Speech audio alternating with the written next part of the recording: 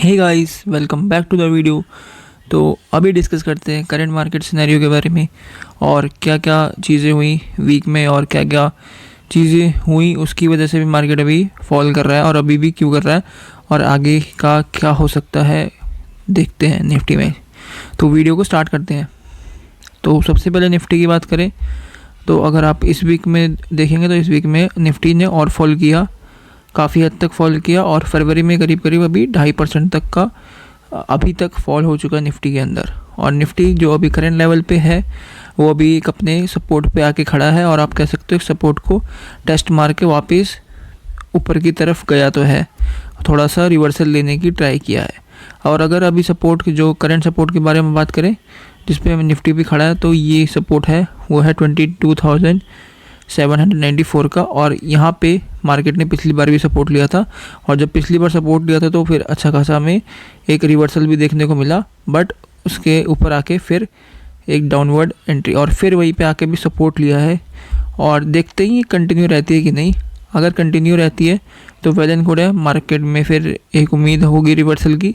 और अगर यहाँ से फिर डाउन करके यहाँ से अगर क्रॉस करते हुए नीचे की तरफ जाता है तो और हालत बुरी हो जाएगी, सीधी सी बात।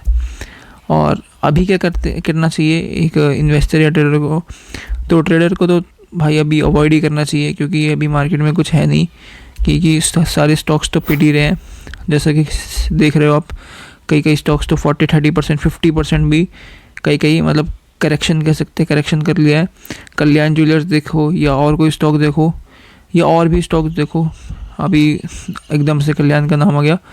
बाकी देखोगे CDSL देख लो, कहाँ 1900 पे चल रहा था, अब वो भी 1200 के आसपास चल रहा है।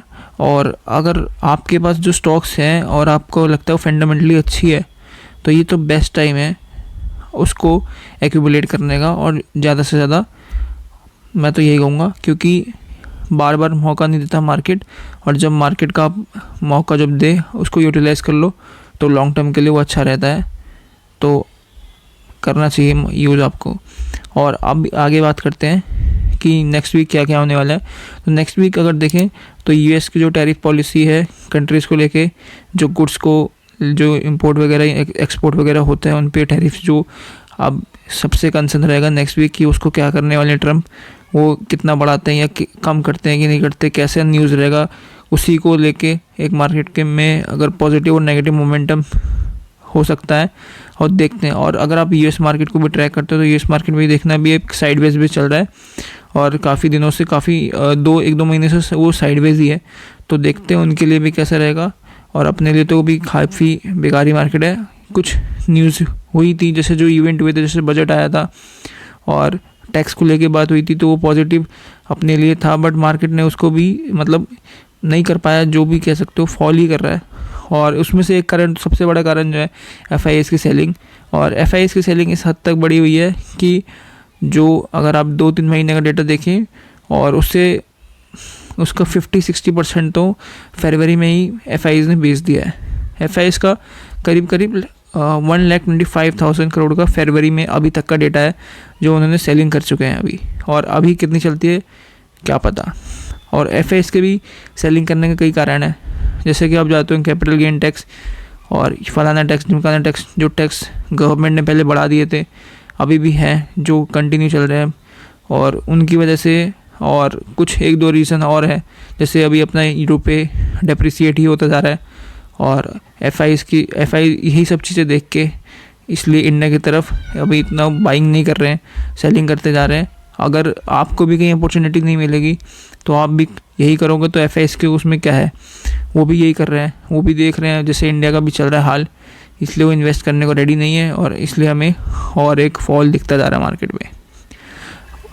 और जैसे कि मैंने भी बताया कि जब तक ये चीज़ें पॉजिटिव की तरफ नहीं होती तब तक निफ्टी और आराम से, मुझे जहाँ तक लगता है, और करेक्ट कर सकता है। और 20% में भी निफ्टी, क्या पता 20% तक करेक्शन ले से, या आप क्रैश बोल सकते हो कि 20% तक एक पूरा करेक्ट हो। और अगर आप देखोगे तो कोरोना के आसपास जब मार्केट आया था तो भी मार्केट 15 to 16% एक आराम से करेक्ट हुआ था। अगर आप चार्ट में ईज़िली देख सकते हो। और अभी अगर देखोगे वीकली पे हम चले निफ्टी में, तो ये देख सकते हो कि अभी भी जो कैंडल का साइज़ या कैंडल का जो वॉल्यूम है वो भी हमें बड़ा ही दिख रहा है। तो देखते क्या ही होता है, बाकी ये अच्छी चीज़ नहीं है। अभी भी आप मार्केट में कुछ नहीं कर सकते ना। एक ट्रेडर के लिए, इन्वेस्टर तो काफ़ी एक्यूमुलेट कर सकते हैं स्टॉक्स को, क्योंकि अगर ये बेस्ट टाइम होता है, मैं तो यही बोलूँगा और मैं खुद कर ही रहा हूँ। और एक और चीज़ मैं डिस्कस करना चाहूँगा कि कैसे किस तरह एक्यूमुलेट करते हैं किसी स्टॉक को, या क्या है बेस्ट तरीका। एक बारी में नहीं, मतलब बार बार आप एक्यूमुलेट करो स्टॉक को। तो एग्जांपल दिखाता हूँ। सपोज़ करो एक स्टॉक था 1000 रुपये पे, वो फॉल होके 900 पे आया और फिर 800 पे आया। तो मैं और बाकी जो बड़े बड़े इन्वेस्टर्स हैं यहाँ, उनका तरीका क्या रहता है, तो वो मान लो आप ये स्टॉक 900 पे आया, 1000 वाला स्टॉक, आपने यहाँ पे कुछ क्वांटिटीज़ बाई करे, फिर 800 पे आया, फिर आपने कुछ क्वांटिटीज़ बाई करी, फिर मान लो 700 पे आया, तो फिर कुछ क्वांटिटीज़ आपने बाई करी। तो ऐसे ऐसे एक आपका प्राइस हर प्राइस पे ऐड भी हो गया, और एवरेज प्राइस भी आपका जो हाई प्राइस पे होगा वो और नीचे आ गया, और इसके ज़रिए आपने जो स्टॉक था वो अच्छे प्राइस पे भी ले लिए। तो इससे लॉन्ग टर्म में आपको काफ़ी बेनिफिट दिखेगा, और इससे आपको एक बारी में ऐड करने की ज़रूरत नहीं है। जब जब आपको जितना डाउन दिखे आप ऐड करते रहो। और बट कंपनी अच्छी होनी चाहिए, ये सबसे ज़रूरी चीज़ है। अगर कंपनी आप ऐसे कुछ उठा ली हो जो घटिया है या जिसके फंडामेंटल्स अच्छे नहीं हैं, तो आप फिर काफ़ी पछताओगे भी। आप एक ऐसा स्टॉक उठाओ जो अभी अच्छे वैल्यूएशन, मतलब जो पहले ओवर वैल्यूड था और ग्रोथ कंपनी हो, और आपको पता है फंडामेंटल अच्छे हैं, तब उसको ऐड करते रहो, तब फ़ायदा है। बट आपने कोई ऐसी कंपनी पे कर लिया है जो अच्छी नहीं है, जिसके फंडामेंटल्स अच्छे नहीं है, सिर्फ एक हवा में चल रही थी, और आप उसको ऐड करते रहो, और लॉन्ग टर्म में फिर आपका कैपिटल फिर बेकार ही हो जाएगा। तो सोच समझ के एकदम प्रॉपर रिसर्च करके ऐड करते रहना। तो यही था वीडियो में अभी तक की। मिलते हैं फिर नेक्स्ट वीक की वीडियो में, और फिर बाकी आप चैनल पे और भी कुछ कंटेंट देखना चाहो तो देख लेना। तब तक के लिए बाय।